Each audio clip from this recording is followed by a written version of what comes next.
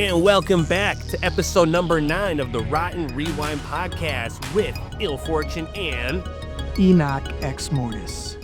And today we are going to be discussing horror versus thriller. Are they the same? Are they different? I guess we'll find out. And after that, we'll be going into our review of the brand new In Search of Darkness, which, side note, one of the best documentary series ever made. They had reached out to us and sent us a preview of the whole, well, I guess not a preview. They sent us a entire movie to review. So for free. We didn't have to pay for Shudder or none of that shit. We just got to watch it. So thank you so much for trusting us with the link to watch that. And yes, we're extremely grateful for it. We can't wait to discuss it. We thought that we were cool before, but that email solidified it. Yeah, now we know. Yeah, certified cool guys. Yeah. And then to wrap it all up, we're going to have a little interview with none other than Doc Gruesome, horrorcore connoisseur. Let's fucking go. Shout out to the homie, Doc Gruesome. Yeah, for sure. We're going to pick his brain about, his love for horror and the kind of movies that make him tick and all that good stuff. So with all that being said, let's get into it.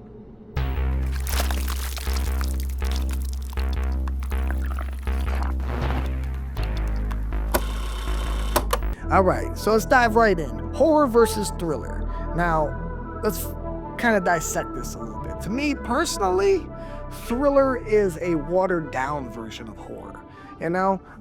Not saying that they're all bad, but to me, I think that it was a way to just make more money and push the rating system down. So they could, push it to a broader audience and get people to accept it.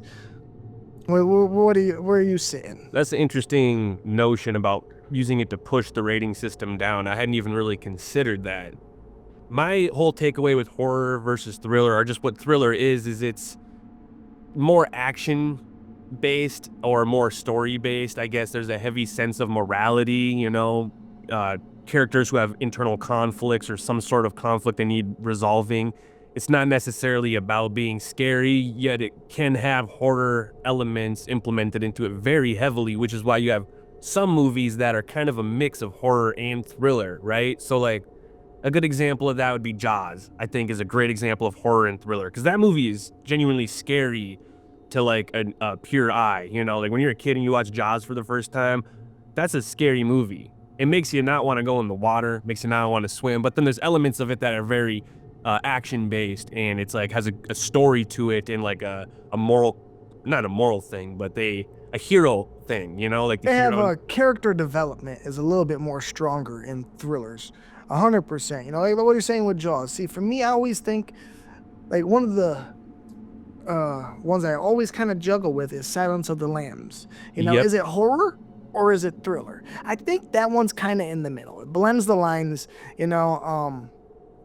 When I think of thrillers, I think of a lot of detective horror movies. Gotta catch the bad guy. More slow burn, dragged out character development. You get in the minds of them, But you can also find that in horror as well, don't get me wrong. But when I think of thriller, it's usually what I think. And I think nowadays it started to take a different route. I think that, like what I was saying, I think they've been using this thriller as a way to get audiences to accept the horror a little bit more and be comfortable with it, and they can lower that system to PG-13. You get movies like Megan. You get movies that, to me, that's not horror, to me, I just didn't find it horror. But here's the thing about thriller versus horror, that's another point, is that people go to a horror movie to see people die. People don't go to see a thriller to see people die necessarily. So with Megan, people are going to see Megan because they want to see people die. So they're seeing it because they think it's a horror movie. Now, that's another movie I think is a mix of the two, because is it scary? No, but horror also doesn't have to be scary per se. I've seen plenty of horror movies that I wouldn't deem even remotely creepy, scary, or disturbing. Fair enough, yeah. And like you said, the horror people go to see people die or creatures or whatever it is. thriller, that isn't the main entree. Instead, that's kind of like a appetizer placed in between. Like you maybe start the thriller with a serial killer murderer like Seven, and it's a part of the main story, but it's like little tidbits. It's not the whole thing. And the thriller aspect of it is more who done it, who did it, finding out, and so that's kind of where I fall when I think of thriller versus horror. There is a difference, but how it came about, I think, is, it was all horror at one point, but they needed to, get something a little bit more palatable for audiences out there who are kind of weary of horror. And that's where the thriller kind of That is a name good tag point. came in.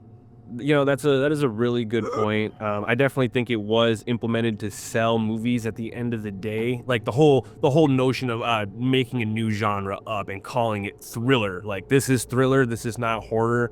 There was obviously strategic reasons behind that. And like any other genre, they can, mix and match. You got horror comedy, so obviously you're gonna have horror thrillers, but then you're also gonna have thriller by itself, and it's important to understand the difference between the two. So I say that like it's like life changing. Like, you got to know the difference, or your life is. You got to, because if you don't, then you're out here claiming to be a horror fan when you're nothing but a thriller fan. Yeah, you thriller fans. Yeah, but that's also something you don't hear about either. You don't hear people saying, "Oh, I'm a thriller fan. Huh? I'm a diehard thriller guy." Oh, yeah. You don't have that camaraderie among thriller fans who claim it and wear it as a badge of honor as you do with horror. So. Yeah, it's that weird kind of gray area where I think that it is encapped in the horror genre itself. But I think that it slowly over the years has broken away into its own thing now, Like I said, with a lot of these detective whodunit killer movies that are coming out, and I have nothing against them, Some of them are really good, but I don't think they fall in that horror category. Like Shutter Island, good example. I would never call that a horror movie. It has some scary kind of, suspenseful moments, like when he's down in the jail. Yep, that's what makes it the thriller, You have this amazing story, really good actors, really good character development with sprinkles of horror elements. That's where the thriller comes in, yeah. Mm-hmm. Yeah, I looked up a list of the best thrillers of all time before we did this, just because I wanted to kind of refresh myself. And I was amazed to find out that 95% of the top 40 movies that are thrillers I've never even seen. Oh. I was like, wait, what? Really? What were some? You remember any? No, I didn't even jot them down. So a lot of them were movies I've heard of. Like, I think Chinatown was one that I seen on there or something like that. Never seen Chinatown, don't know anything about it. It's just like movies like that, right? I know that of was the a title. gangster movie. I mean, a gangster movie could be a thriller movie, I suppose. Yeah, see, and then you start going into that category, where they start taking the thriller and then it's an action thriller. And, and it starts getting more muddy. You get even deeper into this gray area. So, yeah, it kind of almost just bleeds into every genre. Yeah, it is a weird, blurry gray area, isn't it? Yep. So, no, I think it's funny because we got this topic from the In Search of Darkness, documentary, which we will be reviewing soon. This is one of the segments they covered, and we got to hear John Carpenter speak on it, Heather Langenkamp speak on it. And John Carpenter's whole take was that it's all the same thing at the end of the day, that kind of like what you said, it's just to sell movies, I thought that was really interesting. Yeah, I was actually super happy to hear, a legend like that, have the same mindset as me when I was like, oh, yes. So, it's awesome. Yeah, thriller versus horror. Who really knows?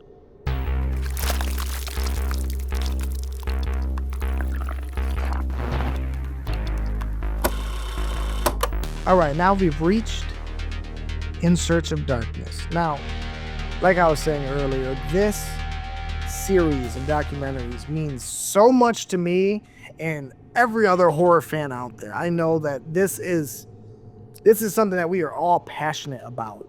If you don't know what this series is, it is a docu-series that goes through time frames starting in the 80s and breaks down all the horror movies from that era. You get interviews with the directors, the cast, you get some footage behind this, all the good stuff that every horror fan wants to know about these movies. And they deep dive into stuff that you've probably never seen, probably never heard.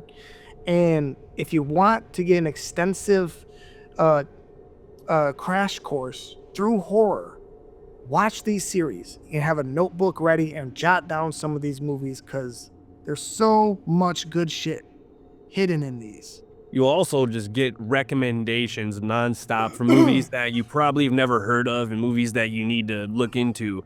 I've gotten countless recommendations off it. Another thing, too, is that it is very much in line with how we do this podcast. It's very retro throwback with the music and with the style of it. Music, that synth, it's so good. Yeah. It reminds me of when movies had soul and they'd get a real composer to construct a soundtrack for a horror movie. That every time I hear it, it's so unique, and I just instantly, I'm locked in for 5 hours. I don't care how long it is. I'm in. Yeah, the attention to detail is amazing with how it's constructed, and the fact that they're able to get so many industry professionals and legends into this documentary, it's incredible. I would say it's the omega, the top of the line horror documentary of all time. Nothing beats it. It's worth watching. So they did 3 parts, right, covering the entire 80s. And they cover everything. They even go into like Italian horror and the influence it had on 80s horror movies and all that, which is really interesting to hear about. Yes. But fast forwarding now, they just did one about the 90s. Was it? It was 90 to 94, right? 90 to 94. Yes. Yeah. Let's fucking go, yo. Candyman. Fucking love it. 90s. People Under the Stairs, It Dies. Child's Play. All these fucking great movies, Dead Alive, my fucking favorite movie of all time, Okay, wait, hold up. I need to rectify something. Last episode, I made a statement that was very bold. I'm sure you remember it when I said that the 2020s is the second best decade for horror movies. I think I was a little bit out of line when I said that. I think that I was getting really hyped up on a lot of the good movies we've been getting lately and feeling spoiled.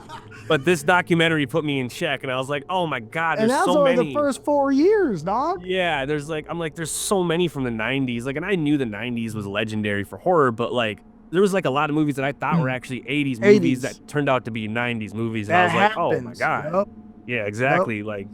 So I will retract that statement. The 2020s is not the second best decade for horror, but 80s, it is a good one. 90s. Yeah. Mm-hmm. 90s, like what you were saying about how do they get all these people in? It is a fucking group effort by the horror community.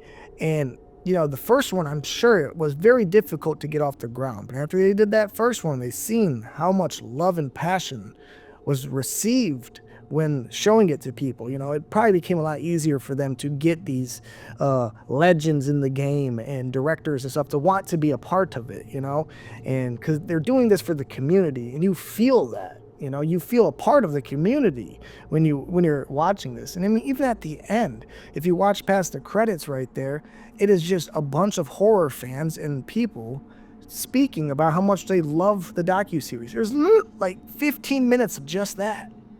I sat there and watched all of that, and I love that. It just, if you want to feel like you're a part of the horror community, this is a staple. Exactly. We can't say enough good things about it. Like I said, there's a lot of industry professionals and a lot of surprised people.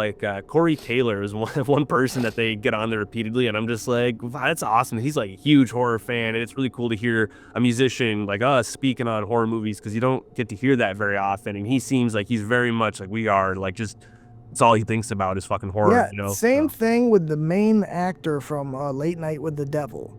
He is in it for the whole entirety of it. He's always given his opinion on things, and I didn't even know he was that into the horror, and that kind of took me back. I was like, wow, like, and he's knowledgeable about it too. So that's super fucking cool. Shout out Late Night with the Devil, because we interviewed that earlier this year on the podcast, and I've been seeing all the end of the year top 10 lists for horror movies of 2024, and that movie is like excluded in everything. No one fucking is like mentioning that movie, but I hear them mentioning like just the most bullshit movies. Long Legs. I swear, Dar, you put Long Legs at one more fucking top 1 spot, I swear.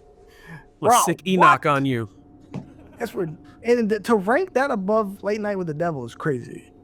Yeah, there was a couple other ones that I don't even really remember just because they were so fucking bad, but it was... There was a lot of good movies last year, and then there was a couple just really shit ones that are getting too much praise, in my opinion. Yeah.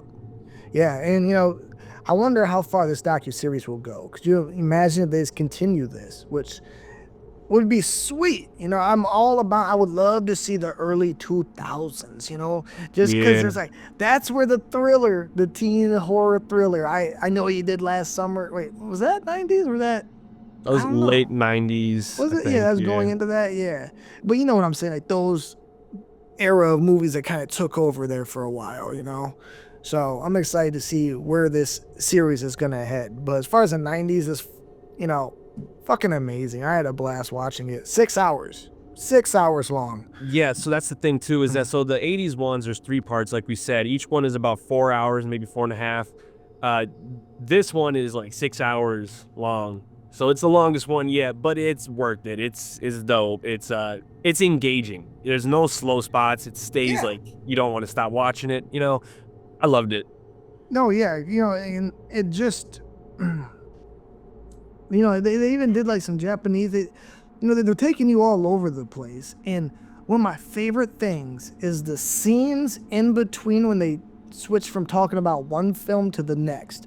It's all these VHS covers of the movies covering the whole screen, and the camera lifts off, and then it hovers, and you think, oh, it's going to pick this one, and then it'll slightly move over, and it zooms into one that you weren't expecting it to pick, and then they dive into that. I fucking love that. What I love about that is that it's like acknowledging that, hey, we know all these movies exist, but we'd only have so much time to cover very specific ones. So it's like, it leaves it open, and that's why I'm excited for the next ones, is because they're going to cover, you know, probably 95 to, who knows, maybe they'll probably go 95 to 99 and just do another 6 hour one if I had to guess.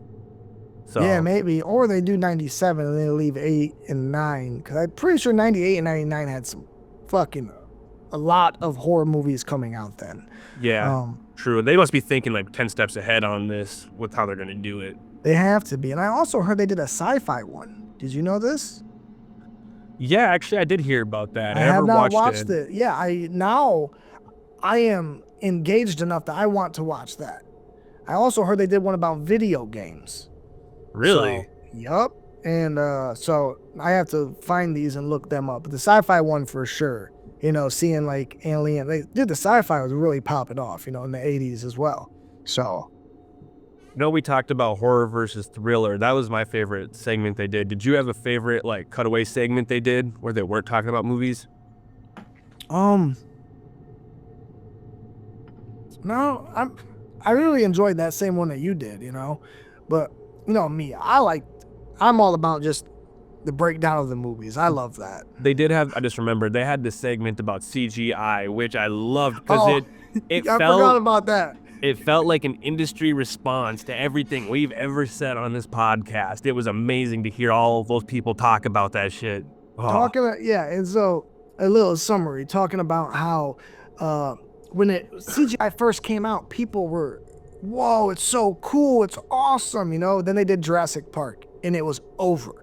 Because once they did Jurassic Park, now the studios were like, well, we're not going to hire these practical effects people anymore. We're going to get these digital people, and because this is what people want. People want CGI.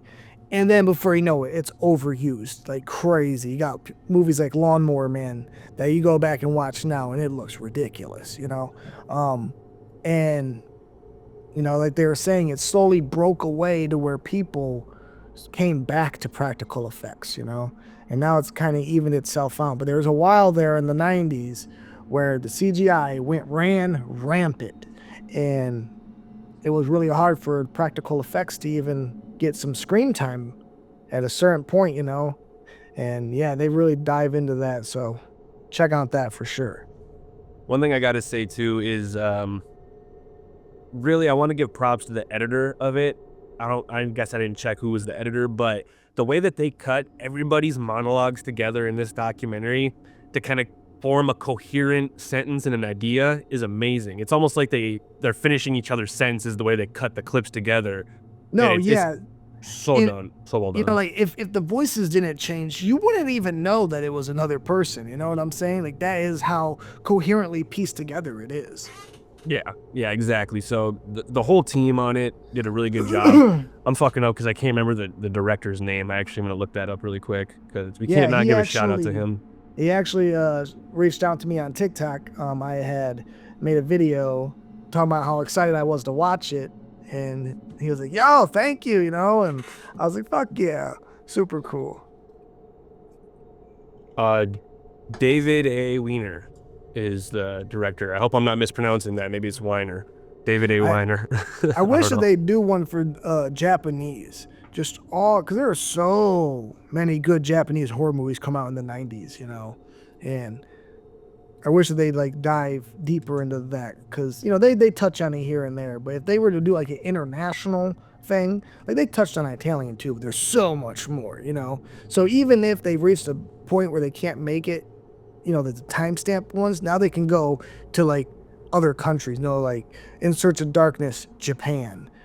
You know, there's just so much undiscovered stuff that they could run with in these other countries as well. You watched the third one, right? With the 80s, part 3. I'm trying to remember, because I remember they did. Maybe they didn't do Japan, but they covered some foreign stuff. Oh, you know, they did cover a couple. Yeah. I thought so, because there was some movies on there I got recommendations to, and I was like, oh, that is creepy. Like the one with the floating head. What do you remember what movie that is? It's like the village in some Asian country. Yokai ghosts? Yeah, I think something like that. Yeah, and it's like a floating, crazy, fucking creepy head or something like that. It's weird. So. Yeah, there was some amazing Japanese classics out there. You know me, I love the international shit. I live for it. Yeah. You know, I love certain foreign flicks. It's just, it depends, you know. Like, I tried to watch Exuma, and I just couldn't do it. Maybe it was my state of mind that night. That's a slow burn, though. That's a slow burn. That's what I mean. I enjoyed it, you know. I just love Korean cinema. You know, I love the style they make movies is really good. But it's a slow burn. And was it one that I walked away with like, oh, wow, this is amazing? No. If you want to watch The Wailing, you ever seen The Wailing? Watch that. All right, check out The Wailing. The Exuma is like what wants to be like The Wailing. The Wailing is what Exuma was like trying to be. The Wailing is fucking great. Interesting. I've seen Exuma on enough top 10 lists where I wanted to finally give it a shot, but I'll give The Wailing a better shot, you know, because again, those lists don't got credibility. That's on everything. Tubi, I probably have it on Shudder too. It's on everything for free. Okay. What was the devil? What was that other movie I just seen on Shudder? Was it called Infested or something like that? Or the spiders? Yeah, what was it called? Was it called Infested? Infested, yep.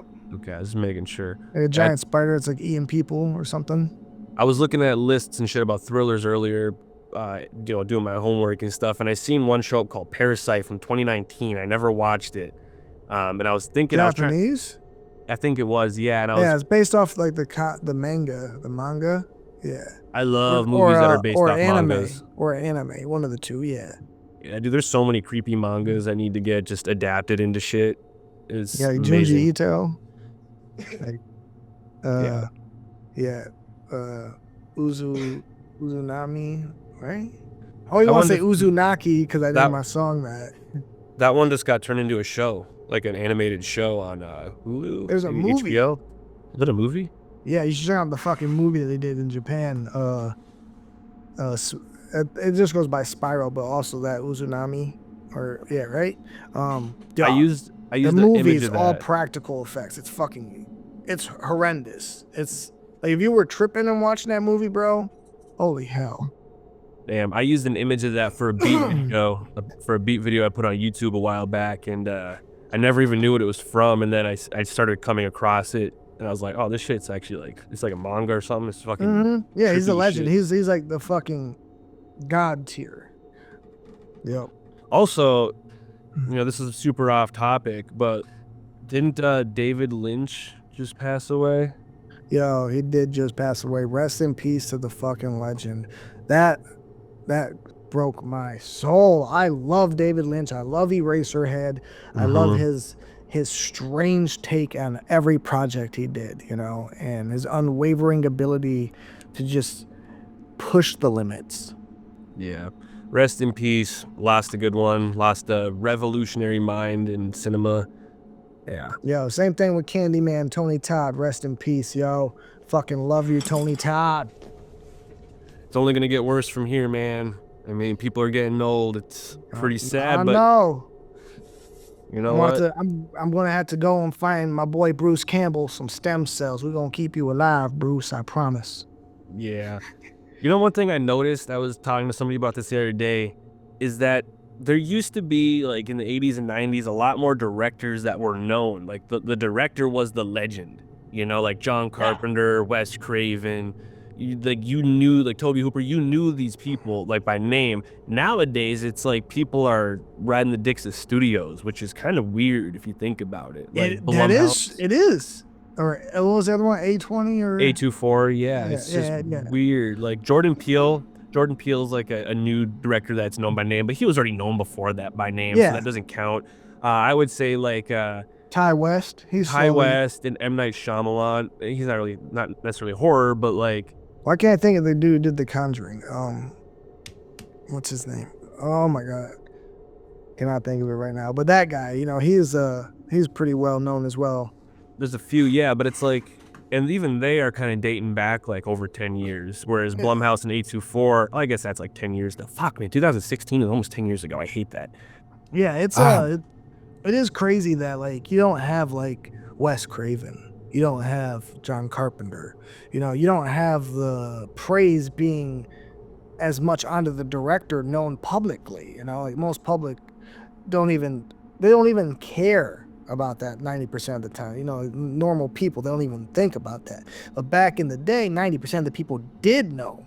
You know what I'm saying? It sold movies. Yeah, exactly. They put it right there. Wes Craven presents, And again, they do it to a small degree still, but it's just not as common. There's only like a very small amount of people and that's the ones we just mentioned pretty much. M. Night Shyamalan and Ty West are like the only fucking two people you see their name attached to something and you go see it because of that. Yeah, and Eli Roth. Eli Roth. Eli Roth, yeah. So, but reeling it back, rewinding back to the In Search of Darkness thing, if, you're a huge fan of horror and you just love this podcast and you haven't seen any of them, that should be on your priority list. You're going to go watch those documentaries and then you're not even going to want to watch our podcast anymore because they cover so much ground on them. But oh, yeah, they do. If you're like us, you can't get enough, so.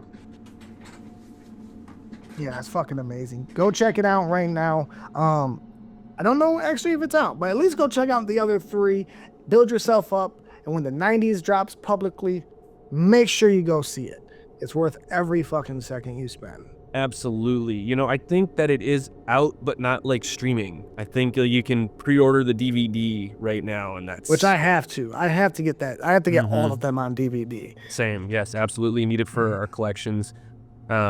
And also, speaking of that, I need to reach out to the director after this because I want to produce some music for the next one. I mentioned that I missed out on that opportunity because I was busy moving and stuff. I couldn't reach out and put my music forth to the 90s one that we're talking about here.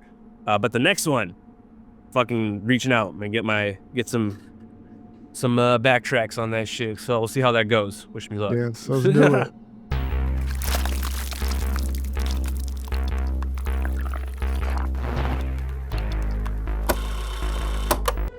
All right, we are here with another interview, or terror view, if you will, with none other than Doc Gruesome. How you doing? What's good, brother? How y'all doing? Thank y'all for having me on. Yeah, of course, brother, of course. This is the homie. If you guys don't know Doc Gruesome, go check out his music. It is the shit. Yeah, do that shit. But we're not going to be talking to too y'all much. too, man. Enokh and Cartoon are my boys. We definitely... We're bonded forever after that tour, for sure. Yes. We shared a bond in unfortunate events, if you will, on tour together.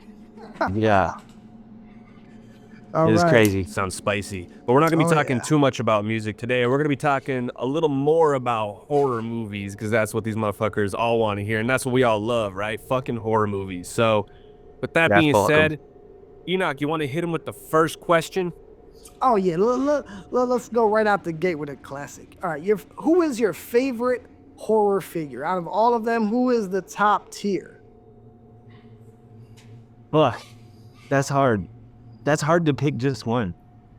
Mm-hmm. But you gotta. I can give you a top three. That's All the right, best all I right. feel like That's I can fair. do. All right.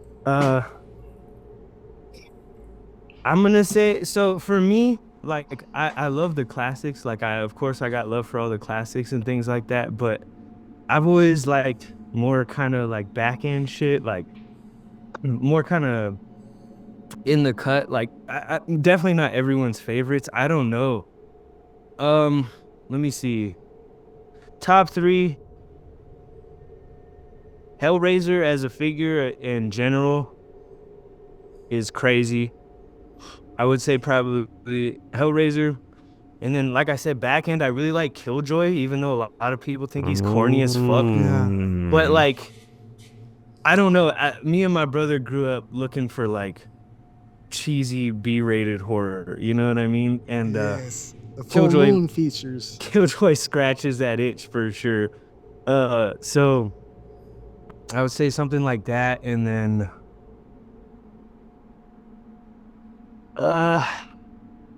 fuck, this is so hard. I don't know, maybe for like new age horror, maybe like Art the Clown. Oh yeah, There you go. Oh yeah. Hell yeah. He's making a name for himself, becoming a legend really- slowly but surely. Yes, Yeah. he is. Kind of blend a little older shit with newer shit, I guess. But then again, I have like Michael Myers tattooed on me. I have like all types of like classic horror legends tattooed on me and shit that I got love for too. But I don't know, someone's just hold a special place in my heart, you know? I love the Killjoy answer because most people wouldn't even put that on their list, and that's pretty cool. That's your top three. Yes, that was completely left field. I did not see that coming. So props on Well, that. the thing is like, I don't think Killjoy is like the best movies. They're not like my favorite horror movies, but like as far as characters and Oh, just he's a shit, character, bro. Bro, just the 100%. things he does and like how the movies progress as they go on too. Like they're so fucking shitty at first and they get a lot better. So like, I just kind of think like their budget, how much they did it with, how dope it ended up being. Of course, like being a young juggalo, I love that shit. But yeah, because of my brother that passed, I definitely have a really soft spot in my heart for Killjoy for Fuck sure. yeah. Right Yes. on. Love it.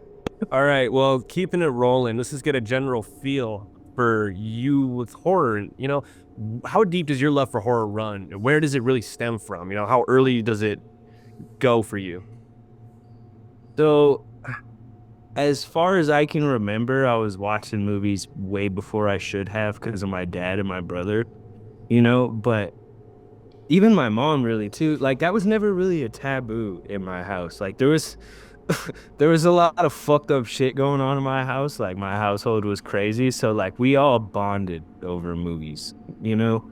So like, yeah, dude, I think I remember one of the first movies I remember like actually giving me nightmares that I can remember that just like stuck with me was Night of the Living Dead. Like the scene where her brother attacks her when they're in the cemetery and they get attacked and they're just like, I remember as a little kid sitting there eating pizza, watching that movie with my brother, and I was just like, this is gonna fuck me up tonight. Like I was, Yes. but I loved it, bro. Like it was such a good movie. Still to this day, I watch that movie at least yearly. But yeah, I think that's probably like, I was so young. That was like one of my first memories I have of horror really like imprinting on me. And see, You know what that's I such a good one, man. And for the people at home, he's referring to the 1990s, directed by Tom Savini. And it's amazing. I fucking love that movie too. It's so good. The original is so good too. Like, don't get me wrong. Like, even for a black and white movie, it's worth the watch. I feel like. But yeah, that Tom Savini one is just untouchable to me. Yeah, that's great. It's fucking good. I love it. Facts. Yeah, that's solid shit. I remember that fucking movie. I used to play or watch that movie, and then I'd go and play like Nazi zombies on Call of Duty 5 World at War. I don't know if you guys remember Yeah. that shit. Oh, man, I used to fucking love zombies, just like obsessed with them. It's fucking awesome. Yeah, dude, zombie movies have always kind of been like one of my favorite genres, honestly, like as far like within horror. There's so many good zombie movies that, like, I was getting my girl like a few years ago, she'd never watched like Day of the Dead and Night of the Living Dead and Return of the Living Dead, or just, like, any of those movies that are all centered around like that time and that, like Dawn of the Dead, like none of the fucking originals, the remakes. So I was like, yeah, I gotta run you through the zombie movies, dude. And it just like solidified how much I love them. Like Night of the Living Dead 3 is so fucking good. Or is it Return of the Living Dead 3? Return of the Living Dead 3. I just got that on DVD this week. I found it finally. I love that. Oh, it's so good, bro. When she comes out all fucked up and fucks up all those cholos that are trying to rape her, she rips like that cholo's spine out of his asshole. It's literally like one of the best scenes in like cinematic history, I feel like. Yep. It's so good. Yes, Yeah. I fucking love it. I'm a huge zombie fan too. I love Reanimator. You know, I'm a huge Yes. Reanimator Yes. Okay, then. Yeah, I love Reanimator also. Let me ask you this. If you love zombies, do you have in your head, ready to go, a zombie strategy for how you're going to survive the apocalypse? Because it's going to happen. Yeah. What would you I'm do? definitely going Dawn of the Dead status, but I'm going somewhere like Bass Pro Shop where I got guns, I got fucking food, I got all types of shit, I got clothes, I got things to last me, you know? And then that's the thing, I don't fuck with many people, so I would only take the few people that I really trust, and we take all of our guns, and we would just hold one spot down and kill anything that comes near it. That's what I think I would do. Yep. You're going to walk in there and you're going to find the owner of that pro shop already there with a bunch of guns. Like, Well, no, obviously keep it moving. we're gonna have to kill him, but like he's got to go. Yeah. Oh, shit. That's my spot, bro. I planned it out. That's I'm Yup. sorry. Hell yeah. We'll be up on a Stake a water claim. tower, or we'll be on a boat or something. I think that's what me and Enokh had decided at one point. We're going to go on a yacht and just chill out there. Yep, Lake Michigan. See, Mm-hmm. a boat's a great idea, but the thing that fucks me up about a boat is you have no assembly of what's going on around you. Yeah, it's true. So like you could just like, you're gonna have to land eventually and get more shit. So when you do, it can be so much more fucked up than when you left, and you'll just have like no idea where no shit is or how to preparation. handle it. There's Like, just a bunch of raiders waiting at the dock for your boat. like we've been watching you this whole Yeah. time. Yeah, straight up. You make some know, good so- points, Enokh. We have to rethink our strategy now. That's the thing that fucks me up. And also, like, you don't know what's in the ocean, bro. What if crazy things in the ocean get zombified and just start coming Oh. up? Like, nah. True. There's some Flying sea Ocean's fish. monsters. scary enough. Zombie ocean is terrifying. Yeah, that is. There's some sea monsters in Lake Michigan already. We don't need zombified sea monsters. Yeah, fuck that. Now, are you a fan of foreign films, foreign horror? Yeah, I've definitely gotten into a few, but I'm not. I wouldn't say I'm the biggest. Hell yeah. You've seen the classics, huh? You like Suspiria? Yeah, I've seen some shit like that, like Cannibal Holocaust and some other things. There we go. There we go. I've definitely gotten into some of it, you know what I mean? But yeah, that's probably something I have to dig into more. I hate the whole having to read while I watch movies thing. It's probably just me being lazy. Yeah, But, yeah, you got to get over that because some of the best movies ever made have subtitles. Oh, 110%. Like I just said, zombie movies are my favorite, and I pretty much have seen all the clips and I have a gist of what happens, but I still haven't watched The Sadness in its entirety, and I'm mad at myself for that. Yes, bro. Because That movie is. I know it's so good, but I'm just like, The second brain half fried. gets even better, bro. Yeah, go back, give it a rewatch. People at home, The Sadness is worth your time. My thing is, I stare at a computer, like I go and work for 8 hours and then I come back and stare at a computer for like 4 to 5 hours. So by the time I sit down to watch TV, my brain is just dead. Like, Yep. I don't want to do any thinking, you know, reading. I don't want to do none of that shit. So that's really what stops me most of the time. But I know I'm fucking up in that aspect. It's easier to put on a comfort movie that you've seen 100 times, and you're like, I don't gotta pay full attention to this. You know what I'm Yep. saying? Even lately, I've been watching a lot. Newer horror's been killing it lately. Like I was just gonna ask. this year for horror is insane to me, honestly. What are your, Yes. what ones are your favorite of this year? Top is The Substance for sure. Oh, Like, I gotta see that one. I've been Me too. It's on people my are list. telling me that I need you to watch that haven't movie. seen it. It's so good, bro. It's so good. I'm waiting It's for it to hit probably the streaming. best movie of the year. Like, Oh fuck! Yes. I missed it The in thing- theaters. Oh man. yeah, I just went and saw it in theaters. I think you can stream it now. You might have to like, pay like $20 or whatever until it comes down a little bit. But it's so fucking good, dude. Like, I'm not gonna ruin anything for you, but Yeah, the please thing- don't.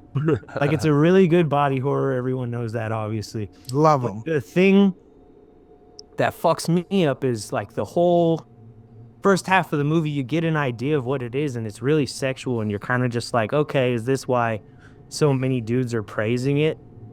But then by the end of the movie, you kind of forget that movie ever even happened. Like, it changes in such a crazy way and just keeps getting so crazy that by the end of it, you're like, what the fuck Fuck happened yes. to that movie, dude? Like, and it's so good. Like, I can't praise it enough, to be honest with you.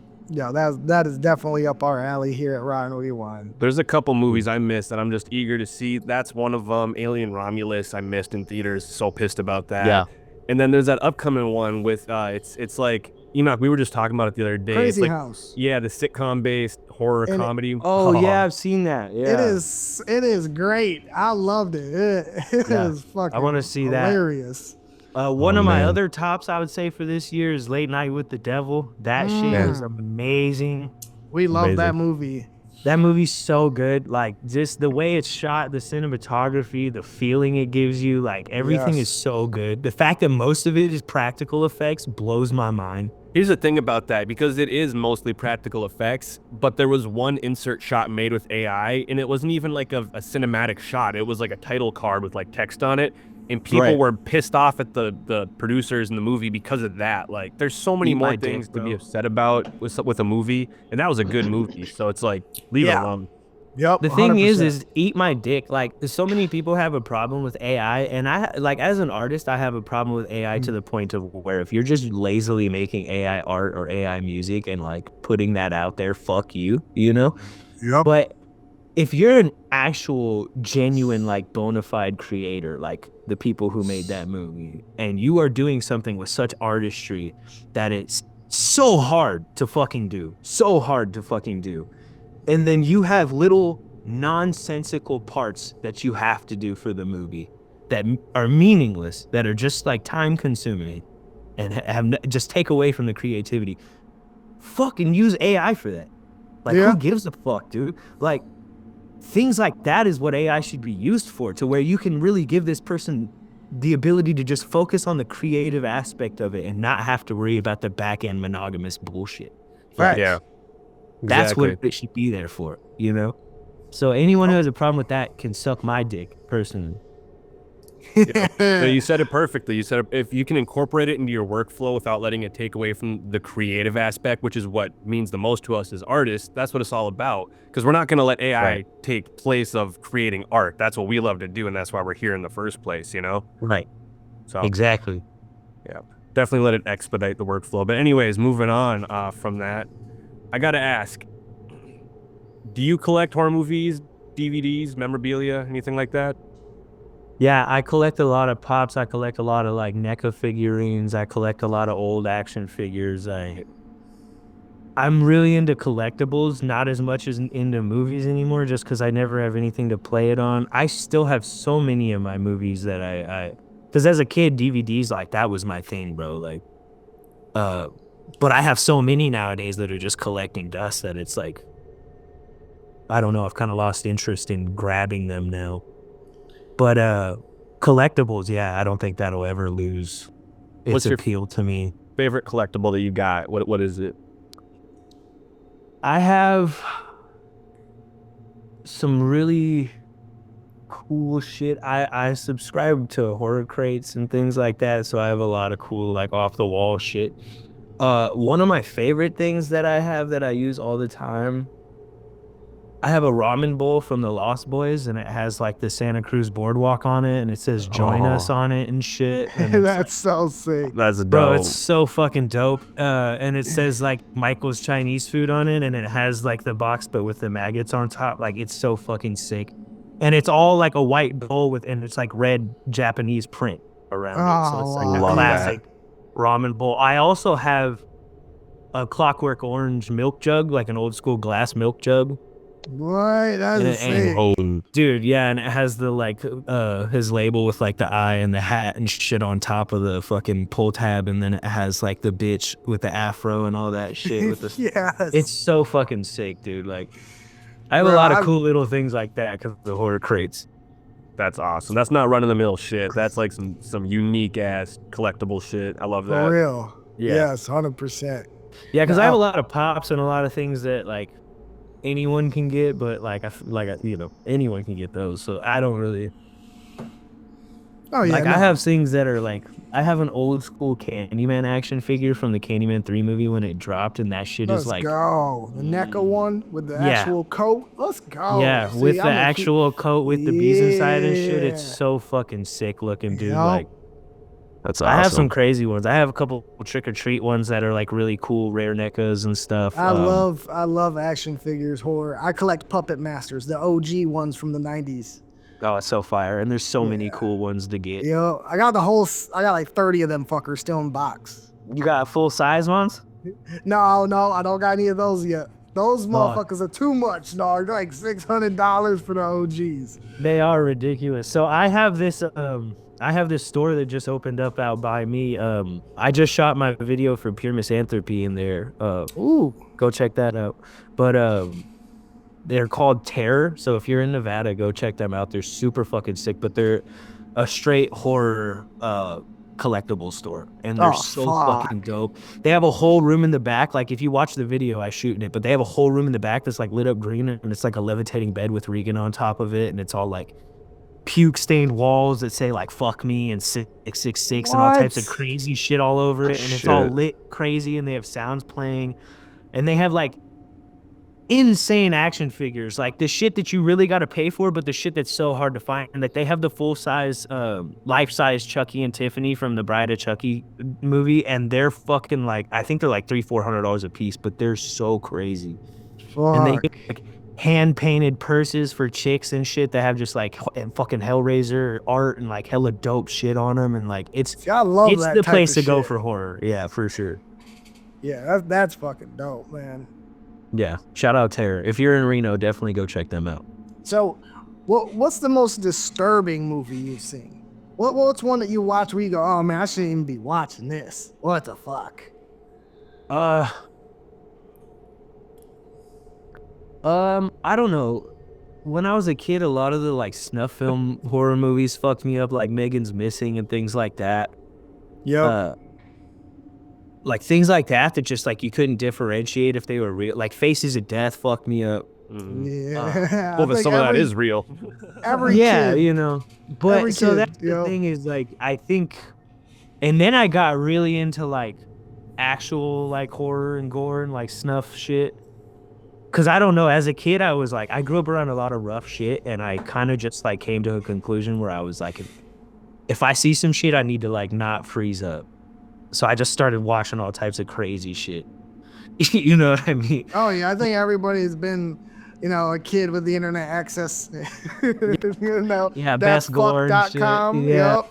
And you end up on some sides of the internet where you're like, oh fuck. Yeah, like this is fucked. But that's Well- yeah, movies like that to kind of play on like we can't really tell if it's real or not. One movie that I really love that I can't recommend enough to people that's so slept on is 8mm from Nicolas Cage. That Yes. movie is so good. Like when he dives into the fucking like back end of the snuff film, it's Industry? so, Yes. well, yeah, it's like for anyone who hasn't watched it, it's a pretty old movie, but Nicolas Cage is a private investigator, and he gets hired by this lady. Her rich husband dies, and she finds a movie in his private collection, and it's a snuff film, and she's like, I'm very concerned if this is real or not. So she sends him to go figure out, basically, and that's fucking the gist of it, but it's such a good fucking movie, and it's so crazy. And there's like a lot of like Misfits and Danzig bled into it, which I love for some reason. But like, yeah, it's such a good movie. I'm a big fan of Nicolas Cage. That's why I was so fucking pissed about Longlegs, to be real. Yeah, fuck long legs, man. What the fuck? Yeah, Longlegs can eat my whole asshole, bro. Yep. I fucking hate that Cause like, movie. look, I'm a huge Nicolas Cage fan. Like, I even like Nicolas Cage movies that people fucking hate, like National Treasure and things like that. Like, so many people talk shit on those movies, and I love those movies. Like, so Me too. I love Nicolas Got Cage. nothing against Nicolas Cage. He's fucking dope, but that movie was not it. And the thing that made me so mad was like when the movie started and like it was just him not really talking too much. I was like, yo, this is so dope. Like, he looks so creepy. You can't even really tell that's Nicolas Cage. Like, I was like, this is so sick. And then the second he started singing, I was like, man, fuck this movie. Like, it ruined it for me, dog. It made it like comical. Like, Yep. That's it what it took a was. character that I thought had so much potential and made me literally laugh out loud at him. Me and my girlfriend were chuckling every time he fucking sang. Yeah, it was a hard sell for me too. And I have homies who are just like me, who have like horror tattoos all over them, like collector shit all over the wall, like grew up in this shit, and we like go head to head over that, and they're like, best movie of the year, and I'm like, dude, eat my dick. I'm like, what are you talking about? It trips me out, bro. It's not.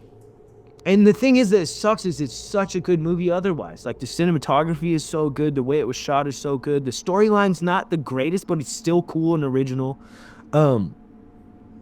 It just had so much potential, and it just got ruined by them trying to play on the Nicolas Cage screaming for dumb effect, and I just hated it. I hated the random jump scares that they didn't lend themselves to the story. There was just no point for them. The ones with the red snakes or whatever, you know?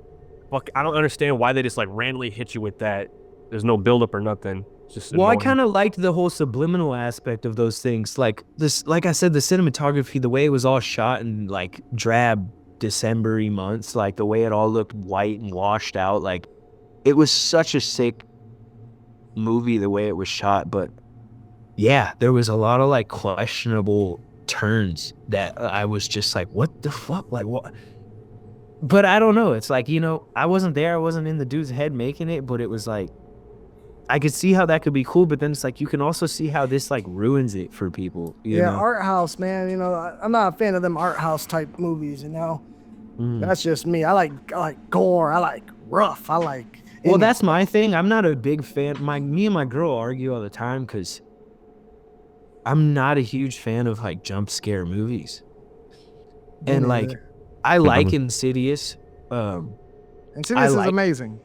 I like The Conjuring. I like those movies. But like, so this is what sparked it the other day. I was scrolling through movies. We were finding movies to watch, and it said staples of horror, like Horror 101. Like, in my head, like, if you're introducing to someone to horror, this is what you'll show them. And there were so many like collections of movies that I agreed with. There was like the Nightmare on Elm Street collection, the Friday the 13th collection, you know, the Candyman collection. There was so many good ones that I would agree with.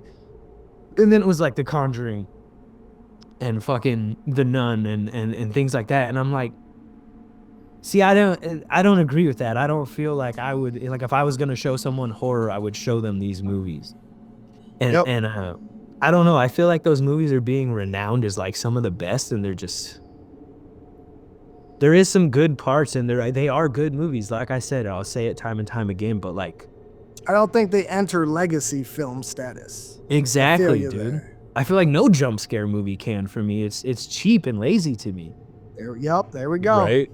You heard I'm it. so bored. I'm so bored of and then it pulls away and you hear a some loud crazy noise. shit happen. Yeah. Yeah, fuck that, bro. I'm trying to see that shit. That's why I put Terrifier. That's why earlier I put Terrifier in my top 3 for newer, is because that's one of the first films that I've seen that really is just bringing the like non-apologetic full frontal special effects and practical effect gore to your fucking face. Like, I love movies like that. We need more. We need more. Hopefully Terrifier opens the floodgate to show movie companies out there, this is what we fucking want. I think it will. And hopefully they don't take it the lazy way and just be like, well, we'll just make it as crazy as possible with this insane budget and not actually do anything. And it's like, how about you just like hire good artists that we respect and that'll do good work? Like that's why horror movies were so good in the 80s and 90s, because they fucking went with the people who knew what they were doing. Like Tom Savini. Like that's what I'm saying. Like Tom Savini, he was good at everything, bro. Like he's one of my favorite. Like just him and From Dusk Till Dawn is like one of my favorite characters ever. Sex Machine is so fire. Yes, so absolutely. So like I don't know, and he was just like, and this the effects and things he did and the things he still does. Like I'm a huge wrestling fan, and like the mask he made for Bray Wyatt, like the whole creative direction he went with that. Like I don't know. Obviously, I'm a fan of masks, and I feel like Tom Savini is like one of the fucking goats. I'd love to get a Tom Savini mask one day. Yeah, you can make it happen, bro. Make it happen. Shout out Tom Savini for sure.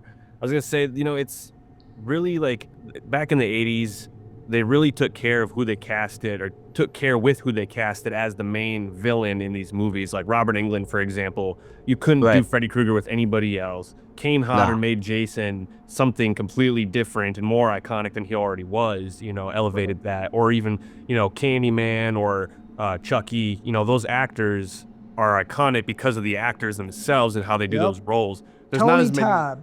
Tony Todd is Candyman. Nobody else could be Candyman. Exactly. Right. So it's like, and that's how I feel about, like you said, like Robert Englund. Like when they tried to do the remake, I was like, dude, I couldn't get through 30 minutes of it. I was like, fuck this movie, dude. Yeah, exactly. And with Art the Clown, it's the guy that they have playing him. I forget his name, but he is David Howard Thornton. Thank you. He is what sells the role, because they had, somebody play Art before that, and it wasn't the same. And when he stepped into the role, he elevated it. So hopefully when movies try to make new iconic classics, they take more care with who they, cast in those roles. Well, see, and that's the thing about Art too, is like I said, I've always been a huge fan of B-rated cheesy horror. So All Hallows Eve, I saw that way before Terrifier got re-picked up and was a big thing. And I always thought he was a cool character, but yeah, I agree. I think David took it and made it something that was, he's just so creepy, and he plays it so well. Like the way he's like giddy to do so like fucked up shit. Like the original Art was kind of like bland.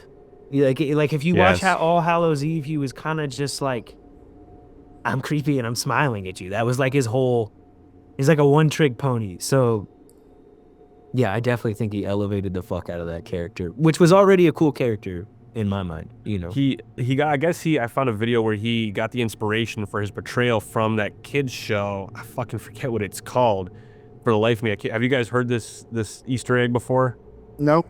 Oh man, I wish I could remember the show now. I'm gonna probably put it in here on the video afterwards. But yeah, there was like a kid's show where there was a dude in it who was a villain who had just the same exact mannerisms as Art the Clown, and and it was a friend of his that portrayed that character. So that's where he got his mannerisms from. And it's like, sick. If you look at them side by side, it's like you'll see it. I'll figure it out and let you guys know. It's pretty crazy. Fuck yeah. That is dope. Yeah, no, I love shit like that. I watch a lot of like back end shit about movies and stuff. But yeah, I think he made that character something that it never was. But yeah, I found Art from All Hallows Eve way before that, and that movie was not the greatest, Now, before we end this episode, I'm sure everybody is wondering, is the inspiration for your mask, does that come from your love of horror? Does that come from your love of horror movies and the icons? Yeah, I think it definitely comes from that. It definitely comes from, like I've said this many times on interviews, like growing up, I just, like, if you looked weird when I listened to you, I would give you a chance. Like, even if your music was ass, I would give it a shot, if your shit were, if you looked crazy. So I think aesthetic's a huge part of, like, brand when it comes to music. So I would say probably, yeah, horror. Like, that's why I try to go so gory and so crazy with it. And so, like, I want it to be a dead version of my face. That's what it's always tried to be. That's why it has all my face tattoos on it. That's why it's, like, just getting progressively more decayed. That's why this one I can rip off. Like, I'm going to try to keep elevating it every one I get and make them different and do things like that. But Yeah, I would say biggest inspirations are probably like Leatherface and like Slipknot. Let's go. You know, because I have Let's so go. many people who are like fucking rip off Slipknot, and it's like suck my ass, dude. Like I do the zipper as a homage to Slipknot. Like I don't make the same type of music as them, not trying to jock their shit at all. But I grew up on Slipknot, and they're a huge reason as to why I look at him the way I am. So like, eat a dick. This is my nod to them. Fuck you. Yep. You know? Fuck yeah. Yeah. People will Facts. always find something to compare something to. You know, it's like it's just in our DNA. You know, I've heard Or people just something to hate on too, man. Like, Yep. Yeah, I've heard Cypress Hill, ICP, Slim Shady so many times, and it's just like, that's all you, is that all you know? Is that why you're comparing me to them, you know? If Right. so, get out and listen to some more shit, because it's Yeah. not the I same. get that. I get that Right. Cypress Hill. yeah, dude. I think anyone who makes any type of like horrorcore music, you get like a motherfuckers be like, oh, you fucking sound like Judgmental, ICP or yes. whatever, and it's like, no, I don't, bro. Like, If you actually listen to the genre, then you can tell the differences between different artists, you know? right? Facts. Yeah, and that's the thing is like, I get it, cause like a lot. ICP's huge in underground, so a lot of people just put that label on underground music. Like, I Yep. get where it's coming from, but it's like, no, I don't. Like, I don't sound like ICP at all, bro. Like, Exactly. you know what I mean? So like, but I think the thing is like the market for just horror and underground, and it's bigger than it's ever been, and it's coming back around to where like all of the things that I grew up on that like motherfuckers hated me for, like I've always made my own type of clothes, I've always dressed different, I have a picture in my yearbook of me going dressed up as Corey Taylor, like full jumpsuit, mask, face paint, everything. Fuck like yeah. in middle school. Damn, that's awesome. Like, I was always about like trying to do weird shit and like progress, and I feel like there was always like so much hate for that, like especially in my area. I grew up in Reno, so it was always like, it still is like really like Bay Area influenced, you know? Mhm. So a lot of motherfuckers don't fuck with that shit. A lot of people don't fuck with like mosh pits and crazy, I'm ripping my face off in the middle of my set, and, you know, talking about crazy shit. And like, but now it's like there's all of the things that I grew up on, all of the music I grew up on, the movies, everything, it's like making a resurgence in such a weird way that like it's almost like perfect storm for that, like why my shit's like starting to pop the way it is, I feel like, because I don't know, I always do what's true to me, and it's like the world's just naturally coming around to like, oh, that's cool again, and it's so weird. Yep. Yeah. Fuck yeah. Feels like a lot of people got sick of being haters, being negative, you know? Not everybody, Yeah. but a lot of Well- people are just like, whatever, now people are going to do what they want, and then that makes room for people to come out of the woodwork and start showing support for the weird shit they like, you know? Well, and it's like all these kids, bro, if you don't have young fans, you're not going to survive. If you're not appealing to a Exactly. young market, you're not going to survive. I don't give a fuck what people say. You can appeal to your old underground homies all you want, Hey. but that's where you're going to stay at. Like, this Yup. new generation of... That's the thing, dude. I just went and did a show with King ISO, and shout out to him, but like, I had the crowd jumping, going crazy, but then I would be like, open that shit up, try to do some mosh pit shit, and motherfuckers just not having Not it. with it. Yeah. And that's how a lot of hip hop crowds are, like full on hip hop crowds. They want to bounce, they want to chant with you, they They want don't to want none of that other shit. they want to be for led, sure. they don't want to be pushed, they don't want to be bumped, they don't want to be fucking, you know. Yep. No matter how much people are fucking with you, they're not in for that a lot of the time. Right. And like, I've Hey. had shows that are full of kids that are like fucking, like I've had people mosh pitting wheelchairs, like lifting wheelchairs. Like Yeah, people are that's the shit. that thing, like picking each other up, and like it's such a new crazy thing. Like, All right, so to wrap this up, we're going to hit Doc Gruesome with a set of rapid questions. So this is going to be in this or that type of thing. If you want to skip it, you just say pass, and we'll go right on. But it'll be a quick surgeons of questions, right? All right. Okay. Starting out, Trauma or Full Moon Studios? trauma. Yeah. Freddy or Jason? Fuck. I didn't say they were going to be easy. I love. Jason X is like one of my favorite movies. Jason. I'm gonna say Jason. All right. Good start. Puppet Master or Demonic Toys? Puppet Master. Nice. 80s or 90s? 90s. Right on. VHS or disc? I love VHS, but I grew up with discs. I have a lot more DVDs and I'm a lot more fond of them. I was around for collecting them, so I would say DVDs. Okay. Ash Williams or Laurie Strode? Laurie Strode. Okay. Okay. Alien or Predator? Fuck. I This mean, is I feel like awesome. the movies answer that Predator, right? Oh God, I'm an Alien guy, but to each his own. I love Alien, but like Predator beats Alien's ass. Like they're just Yeah. not competent enough. You're right. All right. Trick or Treat Studios or NECA? NECA. Nice. Okay. Fangoria or Bloody Disgusting? I grew up on Fangoria. Nice. That's classics right there. All right. Last Facts. one.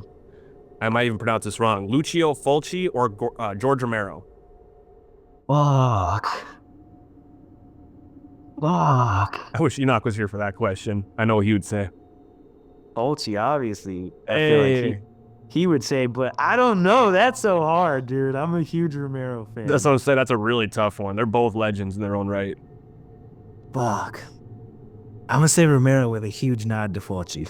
Okay, that's respectable. All right, that's great. Those are good answers. All right, Yes, that sir. sums up this interview with Doc Gruesome. Go check out his music if you're a horror fan, if you love hip hop, if you love any type of music in general. Check out Doc Gruesome. With that being said, thanks for coming on, dude, and we'll talk to you later. Keep this shit too. Oh shit, he's gonna do it. Oh shit, I bet that fucking hurt. That shit's fucking wicked, dog. That shit's fucking wicked.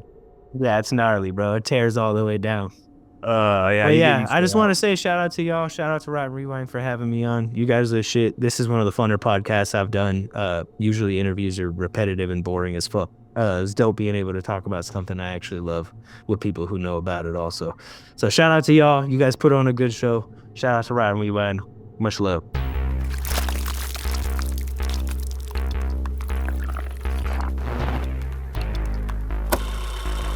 Right.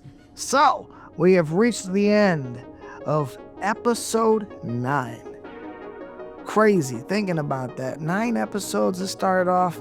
We're gonna have some fun with this, and we are fucking happy that you guys have stuck with us this long. We appreciate every single one of you. I am Enokh Xmortiz. And I am Ill Fortune. And this is the Ride and Rewind again. Thank you guys. We got one more episode to go, and then we're capping off season 10. Then we'll be coming back with season 2 with Season 10. He means Season 10? 1. season 1. Yeah, you got me tripping and shit. Hey, we can tell the future. Yeah. Anyway, season 2, we're gonna be changing things up a little bit. It's gonna be bigger. It's gonna be better. It's gonna be more rotten. That's for sure. Something like 100%. Anyways, we'll catch you guys for episode number 10 soon.